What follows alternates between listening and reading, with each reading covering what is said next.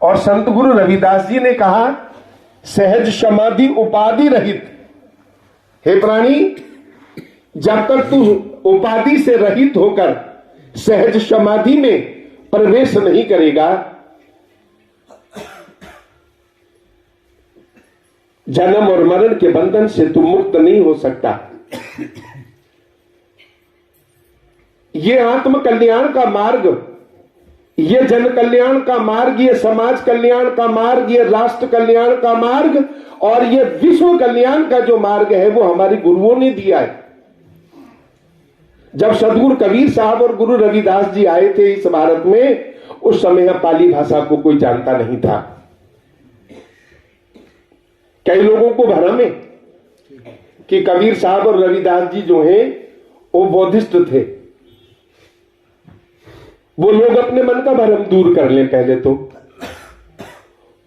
उन्हें किसी के भी ज्ञान का अनुकरण करने की जरूरत नहीं थी, क्योंकि वो तो खुद ही ज्ञान के स्तंभ थे। मैं भगवान बुद्ध में उतनी श्रद्धा रखता हूं जितनी श्रद्धा सदगुरु कबीर और गुरु रविदास जी में रखता हूं। मुझे क्षमा करना, मेरा यहां लक्ष्य भगवान बुद्ध को या कबीर साहब और गुरु रविदास को ऊंचा नीचा दिखाना नहीं है। मेरा निवेदन यह है कि जो भगवान बुद्ध ने कहा प्रदीपो भवे, वही गुरु कबीर ने कहा कि पहले स्वयं को जान, और वही गुरु रविदास जी ने कहा। और स्वयं को कौन जानेगा? जो साधना के मार्ग पर चलेगा। अपने आप को कौन पहचानेगा? जो समाधि का मार्ग चुन लेगा। और समाधि का मार्ग कौन चुनेगा? जो उपाधि से रहित होगा। मैं बलवान, में धनवान, में रूपवान, में गुणवान, में विद्वान, में पहलवान, ये जो मैं हमारे अंदर आई है, इसके लिए हमारे गुरु रविदास जी ने कहा कर बंदगी छाण में मेरा, हृदय नाम समार सबेरा, जन्म शिरा नो पथ न समारा, सांझ परी दे दिस अंधियारा, कहे रविदास नदान दीवाने, चेतस नाहे दुनिया फन खाने। ये तेरी मैं तुझको दुख दे रही है, परेशान कर रही है। जिस दिन तू इस मैं को त्याग देगा और बंदगी का मार्ग अपना लेगा, गुरु संतों के चरणों का सानिध्य और उनका सामीप्य प्राप्त करके तू स्वाध्याय के मार्ग की ओर अपने कदम बढ़ा देगा, साधना की ओर, विपसना की ओर चल पड़ेगा, तो उस दिन ये जमाना तुझे स्वीकार कर लेगा। क्यों? तू स्वयं को स्वीकार कर चुका है। अब तू स्वयं तो स्वयं को स्वीकार कर नहीं पा रहा है और जमाने से अपेक्षा करता है कि ये जमाना तुझे स्वीकार करेगा। ये कदापि संभव नहीं है। मेरा हाथ जोड़कर आप सभी को ये निवेदन है, जो भंते जी बोल रहे थे या हमारे जो संत बोल रहे थे, हमें एक दूसरे का मान करना चाहिए, एक दूसरे का सत्कार करना चाहिए। हमारे गुरुओं में ये खूबी रही। उन्होंने कहा 7 5 9 4 14 3 7 10 अष्ट का, तुम गौर करके देख लो, ये जाल है यमनष्ट का। बाबा साहब अंबेडकर की 22 प्रतिज्ञाओं की हम चर्चा करते हैं। आखिर वो कौन से स्रोत हैं जहां से बाबा साहब ने ये 22 प्रतिज्ञाओं को ग्रहण किया है? हम उस स्रोत की ओर जाएं। जब हम सदगुरु कबीर साहब के मूल बीजक को पढ़ते हैं तो हमको एहसास होता है कि हमारे इन गुरुओं का जो मार्ग है वो मंदिर का मार्ग नहीं है, वो किसी देवालय और शिवालय का मार्ग नहीं है। जब हम संत गुरु रविदास जी महाराज के श्री गुरु रविदास अमृतवाणी ग्रंथ को पढ़ते हैं, हमें पता पड़ता है, गुरु जी ने कहा सिरसन का दिकंत न पाया, ब्रह्मा खोजत जन्म गमाया, तोड़ू न पाती पूजू न देवा, सहज समाधि करूं हर सेवा, नख प्रसाद जाके सुरसरी धारा, रोमा बली अठारे भारा, चारों वेद जाके सुमरत सुआसा, भगति हेत गावे रविदासा। उन्होंने कहा मेरे ब्रह्मा विष्णु महेश में कोई विश्वास नहीं है। उन्होंने कहा मेरा 33 करोड़ देवी देवताओं में कोई विश्वास नहीं है। उन्होंने कहा मेरा 68 तीर्थों में कोई विश्वास नहीं है। उन्होंने कहा मेरा चारों वेदों में भी कोई विश्वास नहीं है। इतनी बड़ी बात कहने वाले, और उन्होंने यहां तक कहा, रविदास हमारो राम जी दशरथ को सुतनाए, राम हमारो रम रहो बिसव कुटुंबई माए। जैसे सदगुरु कबीर साहब ने कहा, रमैया राम बसे घट घट में। इन महापुरुषों का जो राम है वो रमैया है, जिसने इतनी बड़ी बात कही हो, और वो भी काशी में बैठ करके।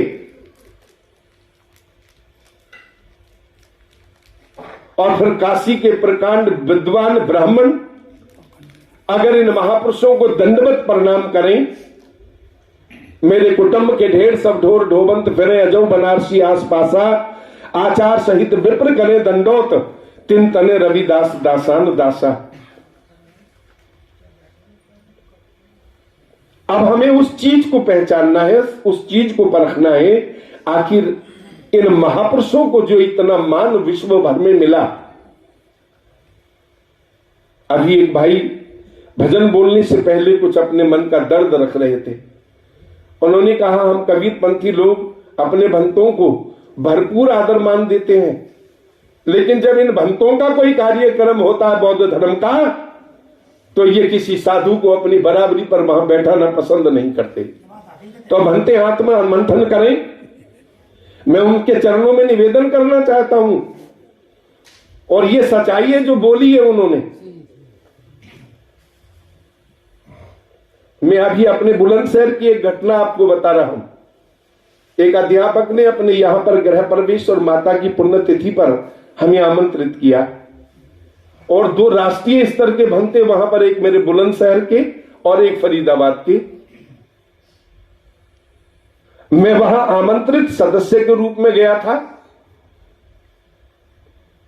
और मजे की बात यह है कि उन दोनों के पास कोई निमंत्रण नहीं था, लेकिन क्योंकि वो बुलंदशहर में आए हुए थे, उन्हें पता पड़ा तो वो भी वहां पहुंच जाते हैं। मुझसे पहले पहुंच गए। जब मैंने गाड़ी रोकी, मुझे कानों में आवाज आई, मैं समझ गया भंते जी आ गए, तो मुझे बहुत खुशी हुई। और जब मैं वहां पर पहुंचा, मैंने तथागत को प्रणाम किया, नमस्कार किया। मैंने वहां माता जी का जो चित्र रखा था उस पर फूल अर्पण करके नमस्कार किया। बंदामी भंते ये कह करके अपने भंतों का मान किया। लेकिन आप यकीन करिए, आपको मैं अनजान में ये बात हां करवा रहा हूं, उन दोनों भंतों में से किसी के मुख से यह ना निकली कि आ जाओ। ये जो वो महात्मा जी बोल रहे थे, ये उनके दिल का दर्द है। इससे हमारे समाज में बिखराव आया है। मुझे अभी 4 दिन पहले बुलंदशहर में एक शादी में जाने का मौका मिला, और उस गेट में अंदर प्रवेश करते ही मैरिज होम में मैंने देखा कि यहां पर तो भगवान बुद्ध हैं, और यहां पर बाबा साहब अंबेडकर हैं, और बाबा साहब अंबेडकर का जहां टूंडी आती है नाभि, यहां गुरु रविदास जी की 2 तस्वीर, 2 मूर्ति रखी हैं। शर्म करिए, शर्म करिए। अगर आप भगवान बुद्ध का प्रचार इस तरह करोगे तो इस समाज का क्या होगा? बुद्ध तो क्षमता के, समानता के, समरसता के द्योतक हैं। बुद्ध को मानने वालों की मानसिकता को क्या हो गया है?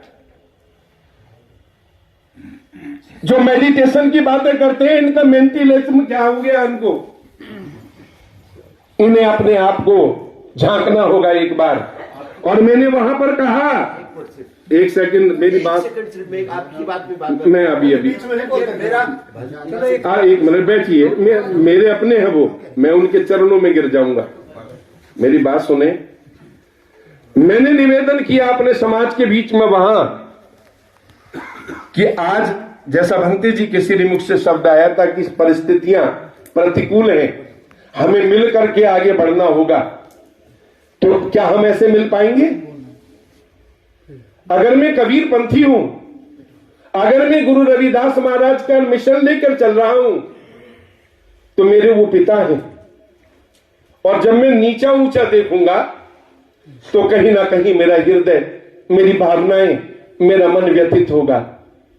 समाज में कोई बेटा यह नहीं चाहता कि उसके बाप को सामने वाला कोई ऊंची नीची संज्ञा से नवाजे। मेरा यह अनुरोध है कि उन्होंने तो कहा था कि पारखी और भंते एक हो जाएं। मैं ये कहता हूं, जब हम जय भीम जय गुरु रविदास जी बोलते हैं, नमो बुद्धाय बोलते हैं, एक समरसता जागती है, एक समाज में प्यार जागता है, एक हम में आपस में मित्रता का भाव बनता है। मेरा ये निवेदन है आप सभी को, जो हम में कमी है, आप हमारे से बड़े हैं, हमें बताओ।